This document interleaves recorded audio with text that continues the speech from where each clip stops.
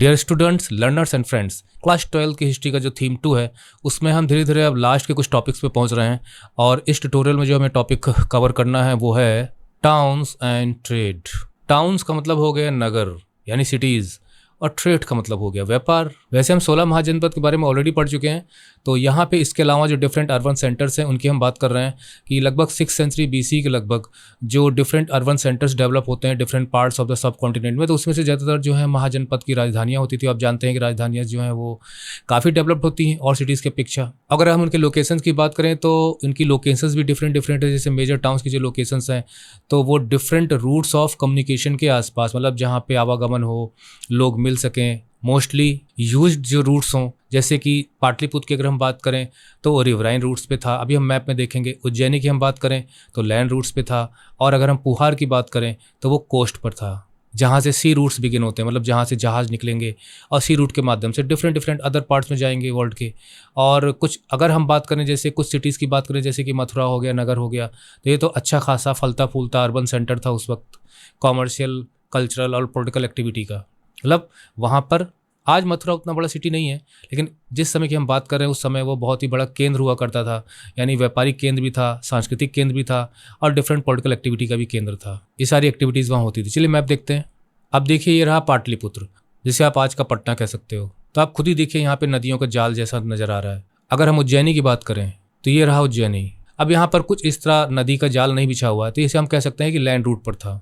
और अगर हम नीचे चलें तो ये है पुहार, और देखिए ये जो समुद्र के किनारे है तो यहाँ से सी रूट्स स्टार्ट होते होंगे। और मथुरा जैसे नगर डिफरेंट एक्टिविटीज़ का केंद्र हो, पॉलिटिकल हो, कल्चरल हो, है कॉमर्शियल, इन सब गतिविधियों का केंद्र था। तो ये तो बात हो गई नए सिटीज़ की, इन्हें हम अर्बन सेंटर्स कह सकते हैं। लगभग circa 6th सेंचुरी BC की बात है, और जनरली इसमें से जो है वो मोस्टली कैपिटल ऑफ महाजनपदास थी, जैसे कि पाटलिपुत्र एक एग्जांपल है। और उज्जैनी की हमने बात की, यहाँ पर जो लैंड रूट्स पे था। पाटलिपुत्र जो है वो रिवराइन रूट्स पे था, और मथुरा जो है वो कॉमर्शियल, कल्चरल और पॉलिटिकल एक्टिविटी का केंद्र था। पुहार की बात करें तो ये कोस्ट पे था। अब आगे चलते हैं हम urban populations, elites and crafts persons. देखिए, अर्बन का मतलब हो गया शहरी, शहर में रहने वाली, नगरों में रहने वाली जनसंख्या। एलिट्स का मतलब हो गया जो हाई क्लास फैमिली के लोग हैं, जिन्हें हम संभ्रांत वर्ग कह सकते हैं, शासक वर्ग भी कह सकते हैं। और क्राफ्ट्स पर्सन जो हाथों से चीज़ों को बनाते थे, शिल्पकार हम इन्हें कहते हैं हिंदी में। आज मशीन मेड्स प्रोडक्ट्स आपको मिलते हैं, लेकिन एक समय हाथ से ही चीज़ें बनाई जाती थी। यहाँ जो हमें पढ़ना है कि अगर हम इन अर्बन सेंटर्स की बात करें, है ना, तो इनमें राजा का रहना और जो रूलिंग एलिट्स यानी शासक से वर्ग से संबंधित लोग यहाँ रहा करते थे, और किलेबंदी होती थी जहाँ पर ये लोग रहते थे, किलेबंद नगरों में रहते थे। अब यहाँ पर एक्सकवेशंस तो भाई जो है वो भी करना बहुत मुश्किल होगा, है ना, difficult to conduct extensive excavations, क्योंकि अगर हम हड़प्पा की बात करें तो वहाँ पे तो लोग रहते नहीं थे, तो वहाँ पे तो खुदाई हो सकती ही थी, लेकिन हुई भी और बहुत कुछ जानकारी मिली है। लेकिन यहाँ पर हम खुदाई नहीं कर सकते क्योंकि यहाँ पे आज भी लोग रहते हैं। तो उसके बावजूद भी यहाँ पर काफ़ी आर्टिफैक्ट्स मिले हैं, मतलब पुरा वस्तुएं मिली हैं, पुरानी ओल्ड चीज़ें मिली हैं जो उस समय यूज होती थी। और इनमें अगर हम बात करें तो पॉटरी है, मतलब जो बर्तन वगैरह हैं, पॉटरी बोल्स हैं, डिशेज हैं, थालियाँ हैं। ग्लॉसी फिनिश, मतलब काफ़ी चमकदार तरीके से उनको बनाया गया है। इन्हें कहा जाता है नदन ब्लैक पॉलिश्ड वेयर। मतलब जिन नगरों की हम बात कर रहे हैं, जहाँ पे अभी हमने मैप देखा था, तो उन क्षेत्रों में पाए जाने वाले जो बर्तन हैं, जो चीज़ें हैं जो मिली हैं, और ये मिट्टी की बनी हुई हैं, मतलब आप कह सकते हो क्ले, और टेक्निक से उसको जो है काफ़ी ग्लॉसी बना दिया जाता था। और जहाँ तक ग्लॉसी फिनिश वाली बात है तो शायद इनका प्रयोग रिच पीपल करते रहे होंगे। इसके अलावा जो ऑर्नामेंट्स हैं, टूल्स हैं, वेपन्स हैं, वेसल्स हैं, फिगराइंस हैं, मतलब डिफरेंट फॉर्म से मूर्तियाँ वगैरह बनाना, चाहे वो किसी व्यक्ति की हो, किसी जानवर की हो, और फिगराइंस में आ जाएंगी। इन्हें डिफरेंट मटेरियल से बनाया जाता था, ठीक है। गोल्ड की बनी है, सिल्वर की बनी है, कॉपर की बनी है, ब्रॉन्ज की बनी है, आइवरी की बनी है, ग्लास की बनी है, शेल की बनी है, एंड टेराकोटा वही हो गया जो क्ले है। और क्ले से बनाकर जब उसे पका दिया जाता है ना, डिफरेंट लाल कलर में, किसी कलर में उसका रूप बदल जाता है। जैसे कि अब ब्रिक, ईंट का मैं उदाहरण देता हूँ कि एक आपका टेराकोटा का एक एग्जाम्पल है। तो उस तरह की मिट्टियों के बने हुए, जैसे आजकल मटके मिलते हैं, सुराही मिलती है, कुल्हड़ मिलता है। और अगर आप कोई शिल्प मेला वगैरह देखने जाते हैं ना, प्रदर्शनी वगैरह स्वदेशी, तो घर से हाथों से बनी हुई जो चीज़ें हैं वहाँ पे मिट्टी की बनी चीज़ें आप देखेंगे, तो वो सब का सब इसमें टेराकोटा में आ सकता है। तो इसमें हम क्या हाईलाइट कर सकते हैं? इसमें हम हाईलाइट कर सकते हैं कि जो किंग्स हैं, रूलिंग एलिट्स हैं, फोर्टिफाइड सिटीज़ में रहते थे, हम ऑलरेडी जानते हैं। तो एक्सकवेशंस जो हैं वो डिफ़िकल्ट है, मतलब एक्सटेंसिव एक्सकवेशंस डिफ़िकल्ट है। उसके बावजूद भी हमें यहाँ से चीज़ें मिली हैं, आर्टिफैक्ट्स मिले हैं, जिसमें पॉटरी है, पॉटरी बॉल्स हैं, डिशेज़ हैं, ग्लॉसी फिनिश की चीज़ें हैं शायद। और सबसे बड़ी चीज़ जो आपको याद रखना है कि इनको कलेक्टिवली हम क्या कहते हैं, northern black polished where, NBPW। इसके अलावा जो इसके पहले जो पाए जाते थे वेयर्स, उनको हम कहते थे पॉलिश्ड ग्रे वेयर। लेकिन फिलहाल छोड़िए, यहाँ पे आपको ये याद रखना है। और शायद इनका प्रयोग रिच पीपल करते थे। इसके अलावा चीज़ें मिली जैसे ऑर्नामेंट्स हैं, टूल्स हैं, वेपन्स हैं, वेसल्स हैं, फिगराइंस हैं, है ना। और डिफरेंट मटेरियल से बनाई जाती थी, गोल्ड से, सिल्वर से, कॉपर से, ब्रॉन्ज से, आइवरी से, ग्लास, शेल और टेराकोटा। और ये आते हैं हम कि लगभग 2nd सेंचुरी BC आते हुए, मतलब बिफोर कॉमन इरा, यानी कि BC, है ना। तो हमें वोटिव इंस्क्रिप्शंस देखने को मिलते हैं। जैसे कि हम ऑलरेडी पढ़ चुके हैं कि जो इंस्क्रिप्शंस हैं वो बहुत बड़ा स्रोत हैं, मतलब उसके किसी उस पुराने समय की हिस्ट्री को जानने के। तो दान से संबंधित, किसी को दान वगैरह दिया होगा तो उससे संबंधित इंस्क्रिप्शंस में हमें इन्फॉर्मेशन मिलती है। और ये नंबर ऑफ़ सिटीज़ में मिला है। इसमें जो है डोनर का नेम होता था, और कभी कभी तो उसके ऑक्यूपेशन का भी नाम होता था कि वो किस पेशे में लगा हुआ था।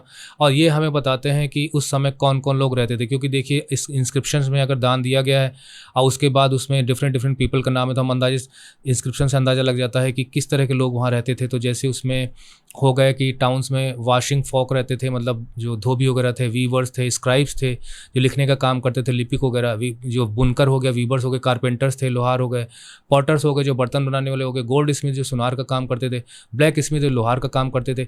और मैं सच बताऊं आपको, ज़्यादा से ज़्यादा आज के 25 साल पहले या ज़्यादा से ज़्यादा आप 30 साल पहले अगर आप जाएँ तो गाँव में, यानी मैं ही अपने गाँव में बता सकता हूँ कि ये सब के सब मिलते थे। सुनार का तो मैं नहीं बता सकता, लेकिन बाकी सब मिलते थे और उनसे हम काम भी लेते थे।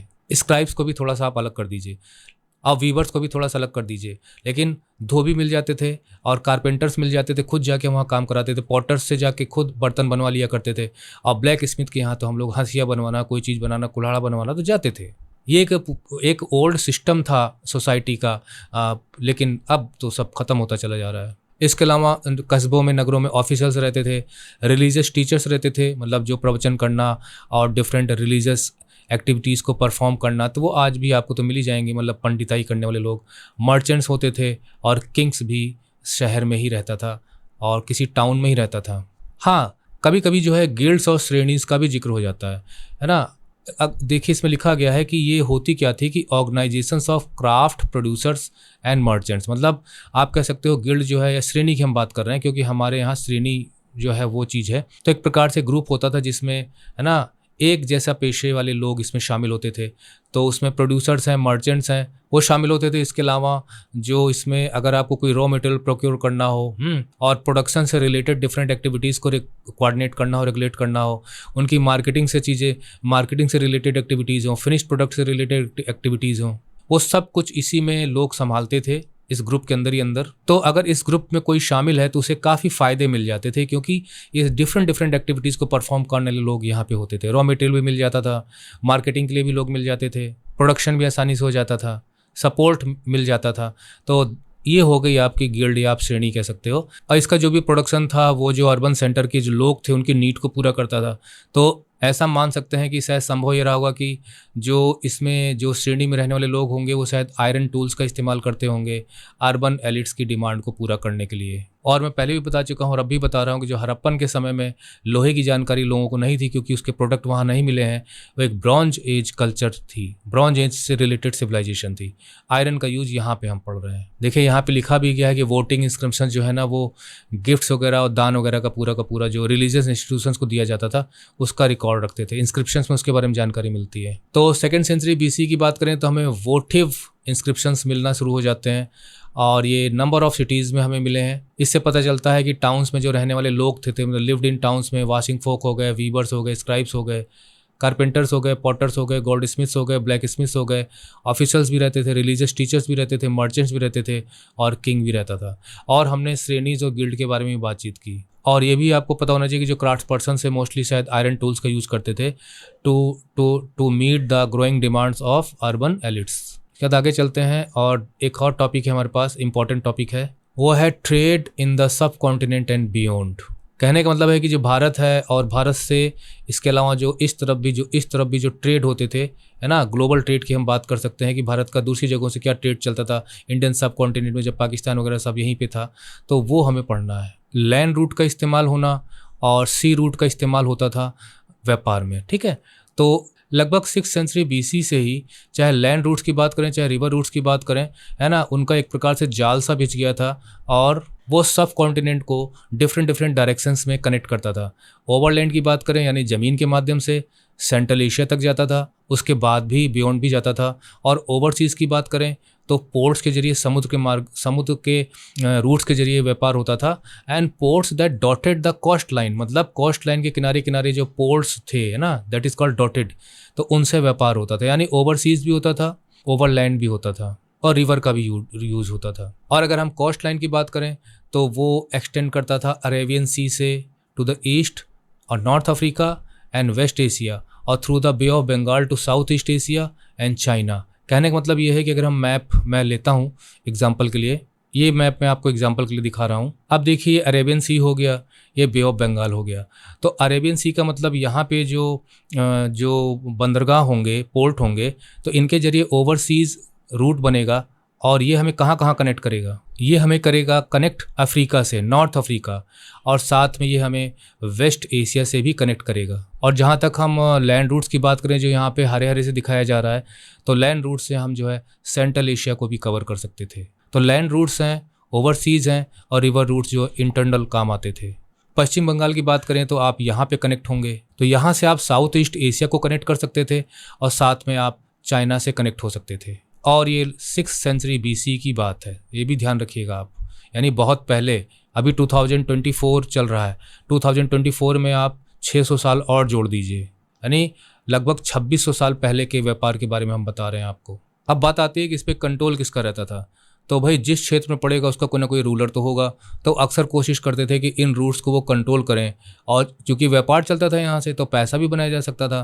तो जिस समय की हम बात करें, जब आज समुद्री डाकू मिल जाते हैं, तो उस समय तो लुटेरे होते ही होते थे, तो प्रोटेक्शन के बदले वो कुछ ना कुछ कीमत मांग लेते थे, मतलब सुरक्षा प्रदान करने के बदले में धन। तो यहाँ हमने देखा कि 6th सेंचुरी BC में हमें जो है लैंड एंड रिवर रूट्स मिलते हैं। अगर हम व्यापार की बात करें, इनका जाल सा बिछा हुआ था। इसके अलावा जो है ओवरलैंड, अगर हम रूट की बात करें तो सेंट्रल एशिया को कवर किया जाता था, उससे भी पीछे मतलब बियॉन्ड भी जाते थे, यूरोप तक चले जाते थे। ओवरसीज़ की बात करें तो पोर्ट्स के जरिए व्यापार होता था। और अगर हम अरेबियन सी की बात करें, है ना, टू द ईस्ट, तो नॉर्थ अफ्रीका से कनेक्ट होते थे, वेस्ट एशिया से कनेक्ट होते थे। और अगर हम बे ऑफ बंगाल की बात करें तो हम कनेक्ट होते थे साउथ ईस्ट एशिया से और चाइना से। और रूलर्स जो हैं वो कोशिश करते थे attempted to control these routes, है ना, और प्रोटेक्शन के बदले पैसा। अब इन रूट्स की हम बात करें, इन पे चलते कौन थे, तो इसमें आपको याद रखना है कि इस पे चलने वाले लोगों में, इन रूट्स पे चलने वाले लोगों में पैडलर्स भी होते थे जो फेरी लगा लगा के सामान बेचते थे। वो पैदल ही अपना सामान बेचते थे, जैसे आजकल गली मोहल्लों में आके लोग आवाज़ लगा लगा के बेचते हैं। इसके अलावा मर्चेंट्स होते थे, लेकिन मर्चेंट्स जो हैं वो शायद कारवां में चला करते थे, और कारवां का मतलब पूरे दल के साथ चला करते थे। इसे प्रोडक्शन भी मिल जाता था जिसमें बुलक कार्ट्स वगैरह होती थी। एंड पैक एनिमल्स होते थे, मतलब घोड़ा, खच्चर, जिसपे सामान लादा जा सके। इसके अलावा सी फेरर्स भी होते थे जो समुद्री यात्राएं करते थे। उनके जो वेंचर से समुद्री यात्राएं बहुत खतरनाक तो होती थी, लेकिन बहुत ही प्रॉफिटेबल होती थी, इसको याद रखिएगा। इसके अलावा मर्चेंट जो काफ़ी धनी हो जाते थे, समृद्ध हो जाते थे, तो उनको डिजिग्नेट किया जाता था अलग अलग नाम से। जैसे अगर हम तमिल भाषा की बात करें तो मसत्वन कहा जाता था, और अगर हम प्राकृत भाषा की बात करें, मतलब ओल्डेस्ट भाषाओं में प्राकृत भाषा आती है, तो सट्ठीज एंड सत्तावाहस कहा जाता था। ये सारे टर्म्स आपको याद रखने हैं, और ये इनॉर्मसली रीच हो जाते थे। इसके अलावा अगर हम गुड्स की बात करें, जो एक जगह से दूसरी जगह हम ले जाया करते थे, मतलब उस समय के व्यापारी, तो उसमें साल्ट है, ग्रेन है, क्लोथ है, मेटल ओर्स हैं, और फिनिश्ड प्रोडक्ट्स भी जाते थे, जैसे स्टोन, टिम्बर, मेडिसिनल प्लांट्स को भी ले जाया जाता था। और मसालों की तो आप बात ही मत करिए भैया, कितने प्रसिद्ध थे भारत के मसाले। खासकर पेपर की अगर हम बात करें, इनकी बहुत ही हाई डिमांड थी रोमन एम्पायर में, जो हमने क्लास 11th में पढ़ा था। इसके अलावा टेक्सटाइल्स की डिमांड थी, जो आज भी बनी हुई है। मेडिसिनल प्लांट्स की डिमांड होती थी, जड़ी बूटियों की डिमांड होती थी। ये सब के सब ट्रांसपोर्ट किए जाते थे। अच्छा हाँ, किसके जरिए ट्रांसपोर्ट किए जाते होंगे? अरे भैया, रोमन वगैरह तो सब यूरोप की तरफ पड़ता है ना, तो अरेबियन सी का यूज़ होता होगा, और फिर इससे मेडिटेरेनियन तक जाते थे, भूमध्य सागर तक, और फिर हम यूरोप में प्रवेश करते रहे होंगे। तो इसमें हमने देखा कि भाई ट्रैवलिंग कौन किया करते थे, तो इसमें पेडलर्स हो गए, मर्चेंट्स हो गए, मर्चेंट्स कारवां में चला करते थे। इसके अलावा सी फेरर्स हैं, है ना, उनका रिस्की तो होता था काम लेकिन प्रॉफिटेबल होता था। इसके अलावा हमने देखा कि महामसत्वन ये तमिल भाषा में, सेठीज़ एंड सत्तवाज ये प्रकृत भाषा में। इसके अलावा अगर हम प्रोडक्ट की बात करें तो प्रोडक्ट में साल्ट है, ग्रेन है, क्लोथ है, मेटल ओर्स हैं, फिनिश प्रोडक्ट्स हैं, स्टोन, टिम्बर, मेडिसिनल प्लांट्स, है ना, इनकी बड़ी डिमांड थी। स्पाइसेस को नहीं भूलना है, इसमें खासकर पेपर का जिक्र किया गया है, इसकी बड़ी डिमांड थी। कहाँ डिमांड थी? इसकी डिमांड रोमन एम्पायर में थी। इसके अलावा टेक्सटाइल्स और मेडिसिनल प्लांट्स जो हमने अभी यहाँ हाईलाइट किया था। अरेबियन सी से होते हुए मेडिटेरियन सी तक पहुँचता था। इसमें जो टर्म्स हैं इनको हम थोड़ा सा और कर देते हैं ना, सत्तवाज और सेठीज़ और मसत्तुवन। आगे चलते हैं और कॉइन्स एंड किंग्स के बारे में पढ़ते हैं, क्योंकि जो राजा लोग थे अपने समय सिक्के भी जारी करवाते थे, हैं अपने समय की पहचान, उस समय की हिस्ट्री के बारे में थोड़ी बहुत जानकारी इनसे भी मिलती है। कॉइनेज के आने के बाद जो एक्सचेंज होता था, ट्रांजैक्शन होता था, वो काफ़ी हद तक आसान हो गया था। इसमें आपको ध्यान रखना है कि जो पंच मार्क्ड कॉइन थे, मतलब कि जैसे मान लीजिए मिट्टी की आपने कोई चीज़ बनाई चौकोर, उसके ऊपर आपने कोई छाप छोड़ दी, है ना, किसी चीज़ का एकदम उसके ऊपर आपने फट से मारा और हटा लिया तो छप जाएगा चीज़ में, तो पंच मार्क करके उन कॉइन्स को बनाया जाता था। ये सिल्वर के भी मिले हैं, कॉपर के भी मिले हैं, और ध्यान रखिएगा सिरका 6th सेंचुरी BC ऑनवर्ड से मिले हैं। तो आप कह सकते हो कि भाई जो ओल्डेस्ट कॉइन्स जो हमें मिल रहे हैं वो पंच मार्क्ड कॉइन्स ही थे, यानी were amongst the earliest to be minted and used. मतलब अगर हम मिंटिंग की बात करें तो अर्लीस्ट कॉइन्स आप कह सकते हो जिन्हें मिंट करके, मतलब कॉइन्स को मिंट किया जाता है। तो ये खुदाई में मिले हैं और कई साइट्स से मिले हैं, पूरे सब कॉन्टिनेंट में मिले हैं। और न्यूमिस्मेटिस्ट्स मतलब जो मुद्रा सिक्कों का अध्ययन करते हैं, कॉइन्स की स्टडी करते हैं, है ना, ये तो उन्होंने इनका अध्ययन किया और फिर उसके बाद उन्होंने कोशिश की कि इन कॉइन्स के ज़रिए वो रिकंस्ट्रक्ट करें कॉमर्शियल नेटवर्क किस तरह से काम करता था उस समय का, व्यापार से संबंधित, है ना, आर्थिक लेन देन से संबंधित जानकारी मिल सके। तो ऐसी कोशिशें की गई कि हम पहचान सकें कि जो इनमें सिंबल्स हैं, जो पंच मार्क्ड कॉइन्स में जो चिन्ह वगैरह नजर आते हैं, तो वो किसके शासन काल में रहे होंगे, किस वंश के शासन काल में रहे होंगे। जैसे उनको मौर्य वंश से जोड़कर देखा जाने लगा, तो उससे निष्कर्ष निकला कि इन कॉइन्स को, पंच मार्क्ड कॉइन्स को किंग्स जारी किया करते थे। लेकिन ऐसा भी संभव है कि जो मर्चेंट्स थे, मतलब जो धनी मर्चेंट्स रहे होंगे, बैंकर्स रहे होंगे, और गाँव मतलब टाउन्स के रहने वाले लोग भी शायद इन कॉइन्स को कुछ कुछ जारी करते रहे होंगे। और the first coins to bear the names and images of rulers, यानी पहले ऐसे सिक्के जो मिले हैं जिनमें नाम भी लिखा है और रूलर्स की इमेजेस वगैरह भी बनी हैं, इस प्रकार के सिक्के, मतलब पंच मार्क कॉइन्स के आगे की हम बात करें, इन्हें इंडो ग्रीक्स, यानी जिन्हें हम कह सकते हैं कि हमारे, अगर हम बात करते हैं कि हमारे जो फॉरेन इन्वेडर्स थे, तो उनमें पहले इन्वेडर्स में हम इनको रखते हैं। ग्रीक्स मतलब यमन, इनका शासनकाल, इनका अगर हम मैप देखने की कोशिश करें तो इन्होंने लगभग नॉर्थ वेस्टर्न पार्ट जो सब कॉन्टिनेंट का है वहाँ पर अपना जमाया था, और ये 2nd सेंचुरी BC की बात है। आप बता सकते हैं इनका फेमस रूलर कौन था? मैं आपको बता देता हूँ, वो था, मतलब यहाँ जानना आपके लिए ज़रूरी भी है, मिनेंडर, जिसे हम मिलिंद के नाम से जानते हैं यहाँ पे इंडियन ट्रेडिशन में। इनसे रिलेटेड क्वेश्चन भी काफ़ी कुछ पूछे जाते हैं जीके वगैरह में ना। और नागसेन नाम का जो, मतलब इनका गुरु था, उसने इनको बौद्ध बनाया था, बौद्ध में कन्वर्ट कर दिया गया था। तो इंडो ग्रीक्स थे जिन्होंने इमेज और नाम वाले सिक्के जारी किए थे। इसके बाद बात आती है कुशानास की। ये भी फॉरेन इन्वेडर्स ही थे और इन्होंने largest holds of gold coins, मतलब इन्होंने सबसे ज़्यादा सोने के सिक्के जारी किए। इसके बाद आती है बात कुशानास की ना, कुषाण वंश के लोग। तो इनको भी क्रेडिट दिया जाता है कि इन्होंने जो गोल्ड कॉइन्स हैं फर्स्ट टाइम उन्होंने भारत में इंट्रोड्यूस किए, and largest holds of gold coins, मतलब काफ़ी मात्रा में। और ये है 1st सेंचुरी कॉमन इरा यानी AD। और अगर हम पंच मार्क कॉइन्स की बात करें तो यह 6th सेंचुरी BC, यानी सीधी सी बात है कि पंच मार्क कॉइन्स को अगर हम यहाँ से जोड़ें तो आपको करना क्या होगा कि 6 + 1 करना होगा। तो लगभग 700 साल पहले पंच मार्क कॉइन्स थे। पंच मार्क कॉइन्स जारी होने के 700 साल बाद कहीं ना कहीं हम इसको रखेंगे। और अगर हम इंडो ग्रीस की बात करें तो 2nd सेंचुरी BC, यानी अगर हम इनसे बात करें, यानी अगर हम इनसे इनकी डेट को मिलाएं 1st सेंचुरी CE की, तो लगभग 300 साल का अंतर आएगा। चलिए आगे बढ़ते हैं, इनको हाईलाइट कर देते हैं कुछ चीज़ें। इसमें हम हाईलाइट कर सकते हैं कि जो कॉइनेज के आने के बाद जो है एक्सचेंजेस जो है बहुत आसान हो गए होंगे। और पंच मार्क कॉइन्स की हमने बात की, जिन्हें हम, अगर हम मिंट टेक्नोलॉजी के जरिए देखें तो इन्हें हम अर्लीस्ट कह सकते हैं। और इनकी डेट जो है 6th सेंचुरी BC की मानी गई है उसके बाद। और ये बाद में पाया गया कि ये जो न्यूमिस्मेटिस्ट्स हैं ना, इन्होंने स्टडी करके पाया कि ये राजा के द्वारा जारी किए जाते थे। मौर्य वंश के कार्यकाल के सिक्कों से इन्हें मिलाया गया तो पता चला, और शायद मर्चेंट्स भी जारी करते थे, कुछ मात्रा में बैंकर्स और टाउन्स पीपल भी इस तरह के कॉइन्स इशू करते रहे होंगे। लेकिन अगर हम पहले कॉइन की बात करें जिसमें नेम भी होता था और इमेज भी होती थी रूलर की, किसकी? इमेज ऑफ रूलर्स, तो वो इंडो ग्रीक्स ने जारी किए, और ये हमारे नॉर्थ वेस्टर्न पार्ट में और फॉरेन इन्वेडर्स थे, और इनकी डेट है 2nd सेंचुरी BC। ऐसे कहीं कहीं ये भी पढ़ने को मिलता है कि Indo Greeks were the first to issue gold coins, but anyhow आपकी बुक में जो लिखा है वो लिखा गया है कि जो कुषाण वंश के शासक थे तो उन्होंने फर्स्ट गोल्ड कॉइन्स जारी किए थे, और 1st सेंचुरी कॉमन एरा में। और इनका जो मतलब अगर हम इन कॉइन्स की क्वालिटी की बात करें तो ये सेम लगते थे लगभग वेट में जो रोमन साम्राज्य के लोग जारी करते थे। मतलब उस समय जो रोमन साम्राज्य और रोमन एम्परर्स थे उनके समय में जो सोने के सिक्के जारी होते थे जिनका शासन यूरोप पे था, तो उस समय के मतलब जिस समय सिक्के जारी हो रहे थे, कुषाण वंश के शासनकाल की बात की जा रही है, तो उनके सिक्के और यहाँ के सिक्कों के वेट में अंतर ज़्यादा नहीं है। और जो सिक्के कुषाण वंश के शासनकाल में जारी हुए थे, तो अगर हम देखें तो जो उस समय जो रोमन साम्राज्य है ना, कंटेम्प्रेरी रोमन साम्राज्य की बात यहाँ हो रही है, रोमन एम्परर्स जो थे उन्होंने भी गोल्ड कॉइन्स जारी किए थे। तो कुषाण वंश के शासनकाल के समय के जो सिक्के थे उनका जो वेट है, मतलब आप कह सकते हो कि उनका जो आकार और वेट है वो रोमन साम्राज्य में जारी किए जाने वाले सिक्के और साथ साथ पार्थियन मतलब ईरानियन आप कह सकते हो, जो रूलर्स ईरान के रहने वाले तो उन्हें पार्थियन भी कहा जाता है, पारसी आप कह सकते हो, जो कंटेम्प्रेरी रूलर थे तो उनके जो जारी किए गए सिक्के हैं उनके ही जैसे थे। और नॉर्थ इंडिया और सेंट्रल एशिया में पाए गए हैं इस तरह के सिक्के। अब जो कॉइन्स मिलते हैं खुदाई के समय, उनकी स्टडी करने वालों ने क्या अंदाज़ा लगाया होगा?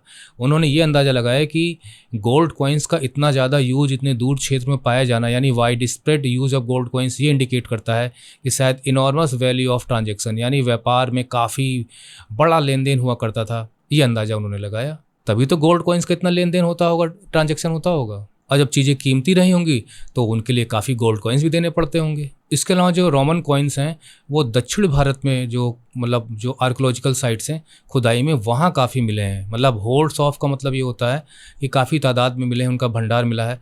और इससे क्या हम अंदाज़ा लगा सकते हैं? इससे अंदाज़ा ये लगा सकते हैं इन कॉइन्स के मिलने से कि ये बिल्कुल क्लियर हो जाता है कि जो ट्रेड का जो नेटवर्क था, मतलब जो जाल बिछा था ट्रेड के, जो डिफरेंट रूट्स थे, ट्रेड कहाँ कहाँ जाके जुड़ता था, तो वो पॉलिटिकल बाउंड्रीज तक सीमित नहीं था। क्यों? क्योंकि साउथ इंडिया कहाँ है और रोम कहाँ था, क्योंकि रोमन एम्पायर के कब्जे में साउथ इंडिया तो था नहीं, रोमन एम्पायर का हिस्सा तो साउथ इंडिया था नहीं। फिर भी रोमन एम्पायर के समय के सिक्के साउथ इंडिया में काफ़ी ज़्यादा मिले हैं, यानी there was a close connection through trade. तो ये जो कनेक्शन है रोमन एम्पायर और इंडिया में, वो भी साउथ इंडिया में, ये ज़रूर ट्रेड के जरिए रहा होगा। तो ये आपका जो पोर्शन था जो अपने टाउन्स एंड ट्रेड का हम पढ़ रहे हैं, तो ये आपको पता होना चाहिए। क्या चीज़ हाईलाइट की सकते हैं यहाँ पर हम कि जो वाइड स्प्रेड गोल्ड कॉइन्स जो मिले हैं, इससे पता चलता है कि इनोमस वैल्यू ऑफ ट्रांजेक्शन होता होगा। और इसके अलावा होर्ड्स ऑफ रोमन कॉइन्स जो हैं वो साउथ इंडिया में मिले हैं, इससे पता चलता है कि क्लोज कनेक्शन थ्रू ट्रेड। आगे चलते हैं और ये देखते हैं कि क्या कॉइन्स कोई और भी जारी किया करते थे, इशू किया करते थे। तो जी हाँ, coins were also issued by tribal republics, मतलब जो जनजातीय लोगों के अपने अपने जो क्षेत्र थे, यहाँ पे रिपब्लिक्स इसलिए कहा गया है जिन्हें हम कबायली गणराज करेंगे, मतलब कबायली लोगों के, वो सब कुछ हम ऑलरेडी समझा चुके हैं कि एक ही क्लैन के लोग कैसे एक ट्राइब के रूप में डेवलप हो जाते थे। तो वहाँ पे अगर उनका सरदार चुना जाता है, अगर वो वंश के जरिए नहीं चलता कि भाई एक वंश का सरदार है, जो लीडर है, जो उनका मुखिया है, वो परिवार का ही होगा, फिर उसके परिवार का ही आगे बढ़ता चला जाएगा, तो फिर वो रिपब्लिक नहीं होगा। तो कई ट्राइबल्स जो है रिपब्लिक्स के रूप में भी काम किया करते थे और योग्य व्यक्ति को उनका लीडर चुना जाता था। तो इसमें आपको याद रखना है कि पंजाब और हरियाणा के योद्धे, ये ट्राइबल रिपब्लिक्स की बात हो रही है, और 1st सेंचुरी कॉमन एरा। और जो आर्कोलॉजिस्ट हैं, मतलब जो खुदाई करके और पता लगाने की कोशिश करते हैं वहाँ के इतिहास के बारे में, तो उन्हें काफ़ी मतलब हज़ारों की संख्या में कॉइन्स मिले हैं जो योद्धे ने जारी किए थे, उनके इलाके में मिले हैं।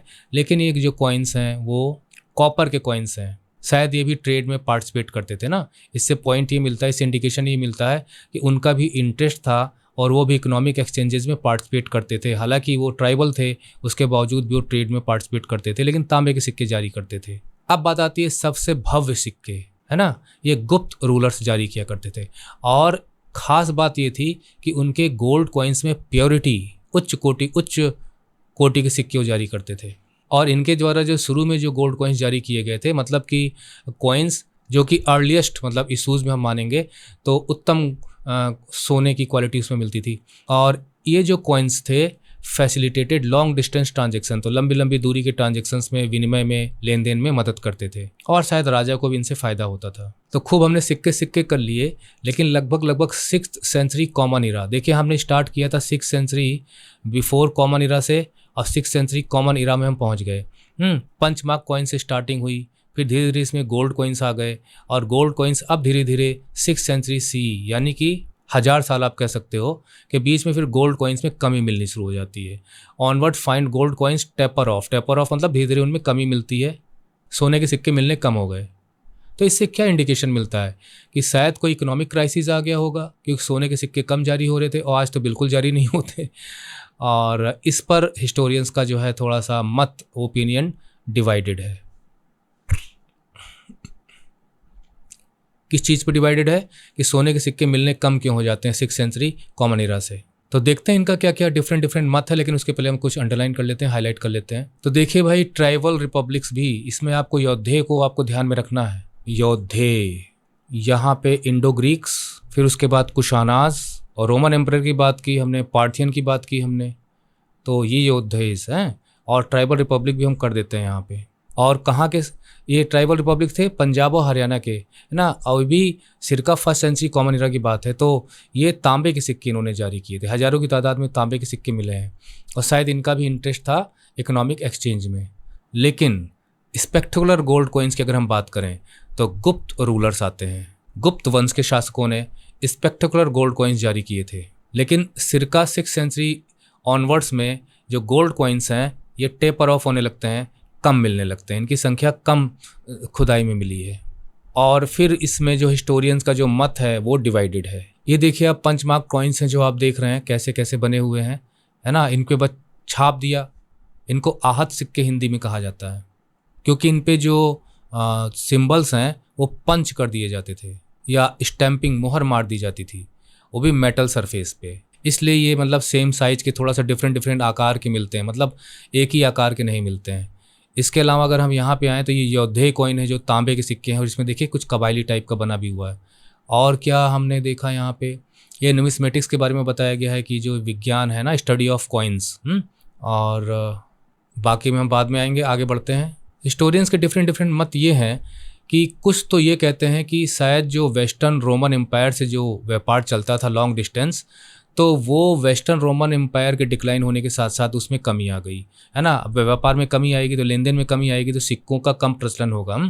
तो that affected the prosperity of the states, communities and regions that had benefited from it. तो वो स्टेट, वो कम्युनिटीज़, वो रीजन्स जो रोमन साम्राज्य से व्यापार करते थे उनमें उनकी प्रॉस्पेरिटी में भी कमी आई, तो सिक्कों का प्रचलन कम हो गया। कुछ लोगों का ये मानना है कि न्यू टाउन्स डेवलप हो रहे थे, ट्रेड के नए नए नेटवर्क डेवलप हो रहे थे, तो उससे भी निश्चित है कि ट्रेड के डिफरेंट सिस्टम्स डेवलप हो रहे थे।